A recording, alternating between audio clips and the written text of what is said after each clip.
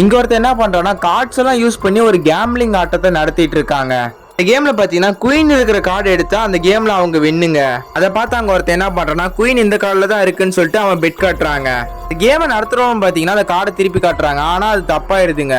தோத்ததுனால அவன் என்ன பண்றான்னா மறுபடியும் ஒரு கேம் கேட்கறாங்க. கேம் நடத்துறவன் என்ன பண்றான்னா ஷஃபிள் பண்ணிட்டு கார்டை செலக்ட் பண்ண சொல்றாங்க. பாத்தீங்கன்னா மறுபடியும் ஒரு கார்டு செலக்ட் பண்றாங்க. அது பாத்தீங்கன்னா தப்பாயிருதுங்க. அதனால என்ன பண்றான்னா அவங்ககிட்ட அவன் சண்டைக்கு போறாங்க. கேம் நடத்துற ஆளுங்களும் பாத்தீங்கன்னா அவனை பிடிச்சி வச்சுக்கிறாங்க. இதை பார்த்து நம்ம ஹீரோ என்ன பண்றாருன்னா அந்த கேம்ல போய் கலந்துக்கலான்னு போறாருங்க. அவரு பாத்தீங்கன்னா ரொம்ப லக்கியான மேனுங்க. அந்த கேம் நடத்துறவங்க பாத்தீங்கன்னா அந்த கார்டை ஷஃபிள் பண்ணிட்டு இருக்காங்க. அடுத்ததான் நம்ம ஹீரோவும் பாத்தீங்கன்னா அங்க இருக்கிற கார்ட்ஸ்ல ஒரு கார்டு மேல பெட் பண்றாருங்க. அந்த கார்டை அப்படியே திருப்பி பார்த்தா அந்த கார்டு வந்து குயின்ங்க. அதனால அந்த கேமையும் அவர் ஜெயிச்சிடுறாருங்க. இந்த கேம் நடத்தணும் பாத்தீங்கன்னா அவர் பெட் பண்ண அமௌண்ட் கொடுத்துட்றாங்க. அடுத்ததான் அந்த கேம் நடத்துறவன் என்ன பண்றான்னா மறுபடியும் ஒரு கேம் கூப்பிடுறாங்க.